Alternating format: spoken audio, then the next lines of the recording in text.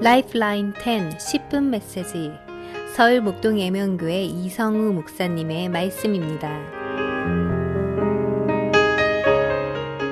금주에도 요한복음 2장 1절에서 4절 말씀 한 번 더 봅니다. 사흘째 되던 날 갈릴리 가나에 혼례가 있어 예수의 어머니도 거기 계시고 예수와 그 제자들도 혼례의 청함을 받았더니 포도주가 떨어진지라 예수의 어머니가 예수에게 이르되 저들에게 포도주가 없다 하니 예수께서 이르시되 여자여 나와 무슨 상관이 있나이까 내 때가 아직 이르지 아니하였나이다. 아멘. 일전에 말씀드렸지만 예수님은 공생의 첫 시작을 가나의 혼인잔치에서 물을 포도주로 만드심으로 멋있게 하나님의 아들로서의 능력을 보이시며 출발하시려는 의도가 전혀 없으셨습니다. 본문 4절에서 예수님의 어머니 마리아가 포도주가 없다고 할 때에도 여자여 나와 무슨 상관이 있나이까 내 때가 아직 이르지 아니하였나이다 라고 말씀하시므로 물을 포도주로 만드실 의향이 없으셨음을 분명히 하고 있습니다. 그런데 왜 예수님은 물을 포도주로 만드셨을까요? 이를 위해서는 당시의 풍습을 이해할 필요가 있습니다. 당시 유대인의 결혼식은 며칠씩 음식과 포도주를 즐기며 계속되었는데 이 결혼식 잔치에서 포도주는 특별히 중요한 것이었습니다. 유대인 랍비들이 포도주가 없으면 기쁨도 없다라고 할 정도로 포도주는 잔치에서 중요했는데 이는 취하기 위해서가 아니라 손님들을 특별하게 대접한다는 의미에서 꼭 필요한 잔치상 목록이었습니다. 또한 당시 결혼식의 접대는 아주 신성한 의미였습니다. 왜냐하면 당시의 이 결혼식은 그 종족수를 늘리는데 중요한 수단이 되었기에 이 결혼식 접대도 아주 신성한 의무에 속한 것이기 때문이었습니다. 그래서 그 의무를 다하지 않으면 손님들을 무례하게 대했다고 해서 소송을 걸 수도 있을 정도로 중요했습니다. 그러니 그 중요한 장치에서 가장 중요한 목록인 포도주가 떨어졌다는 것은 주인집의 입장에서 매우 심각한 문제가 아닐 수 없었던 것입니다. 포도주를 충분히 준비하지 않은 그 무례를 범하고 있는 것이었죠. 더구나 하인들까지 있는 집이라면 그리 가난한 집이 아니었을진데 포도주를 충분히 준비하지 않았다는 것은 손님들을 무시한 처사로 간주될 수밖에 없는 그러한 상황이었던 것입니다. 이를 가장 먼저 알아챈 마리아가 그 아들 예수께 달려가 그 사정을 알립니다. 이에 예수님은 여자여 나와 무슨 상관이 있나이까 내 때가 아직 이르지 못하였나이다 라고 말씀하십니다.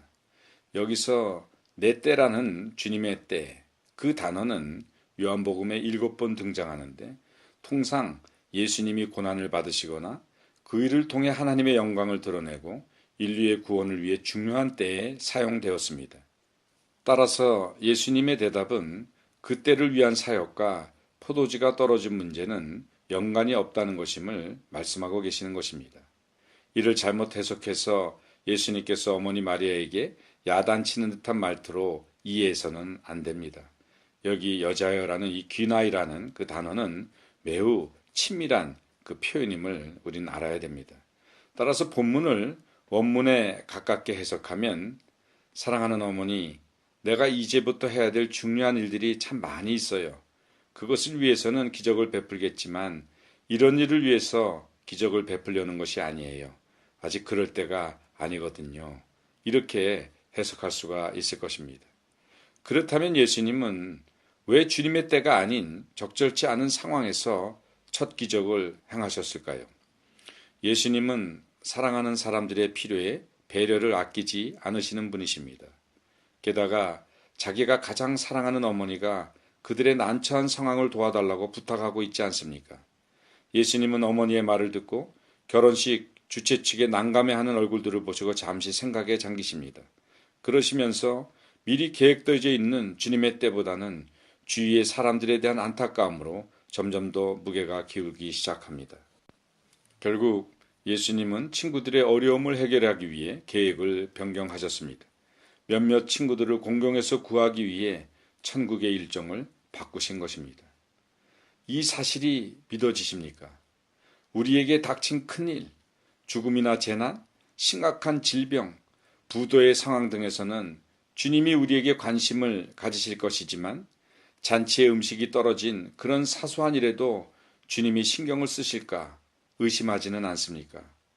우주를 운행하시고 대통령이나 왕들을 지켜보시고 전쟁이나 기근들을 돌보시느라 바쁘신 하나님께 내 집에 음식이 떨어진 것이나 우리 아이가 속 썩이는 일들, 내 휴가에 방구하는 일, 그런 것과 같은 사소한 일들을 알아서야 쓰겠습니까?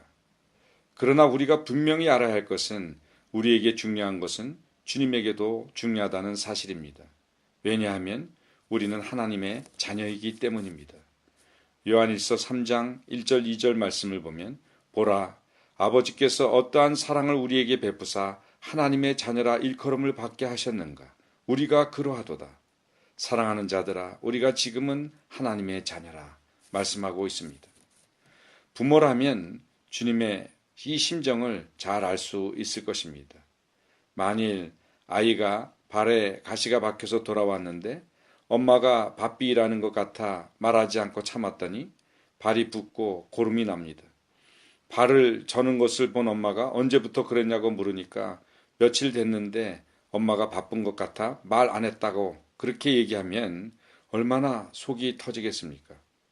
반면에 어떤 아이가 이 방에서 저 방으로 뛰어다니고 난리가 났습니다. 중요한 통화를 하던 아빠가 만사 제껴놓고 뛰어가 보니 파리가 들어왔답니다.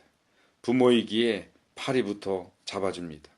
참으로 황당하지만 부모이기에 그 파리부터 잡아주는 것이 부모의 심정입니다. 주님은 친구들의 난처한 문제가 곧 자신의 문제이셨기에 물을 포도주로 바꾸는 기적을 공생의 첫 번째 기적으로 행하셨습니다. 하나님 보시기에 아무리 하찮은 것일지라도 우리가 중요하게 생각하는 것은 하나님께도 중요합니다. 왜냐하면 우리는 예수님 때문에 하나님의 자녀가 되었기 때문입니다. 우리가 조심해야 할 것은 주님은 이러실 거야 라고 미리 우리의 생각으로 한정을 짓는 것입니다. 이러한 생각은 바로 교만입니다. 주님은 이러실 거야 라고 우리의 생각으로 한정 짓는 것, 그 교만에서 벗어나야 됩니다. 우리는 하나님의 어린 자녀처럼 그저 아뢰기만 하면 됩니다. 위조할 고조할 다 아뢰도 우리 하나님께서는 그것을 이뻐하십니다. 어떻게 그러한 사소한 일을 가지고 나에게 나올 수가 있어 이렇게 엄중하게 책망하시는 그런 어미한 아버지가 아니십니다. 주님은 우리보다 우리를 더 사랑하시고 우리를 정말 어린아기처럼 불꽃 같은 눈동자로 돌보시고 계시는 좋으신 하나님이십니다. 따라서 우리는 우리의 생각을 십자가에 못 박고 주님께 모든 것을 아뢰 수 있는 그러한 은혜부터 회복해야 됩니다. 그래야 할 때 주님께서는 우리의 사소한 것도 심히 심각하게 생각하십니다. 왜냐하면 하나님께 사소한 것일지라도 우리에게 중요하다면 하나님은 그것을 중요하게 여겨주시는 좋으신 하나님이시기 때문에 그렇습니다. 그 좋으신 하나님께 우리의 모든 것을 아뢰 수 있는 저 여러분 모두가 되시기를 예수님의 이름으로 축원합니다. 지금까지 서울 목동예명교회 이성우 목사님의 말씀이었습니다.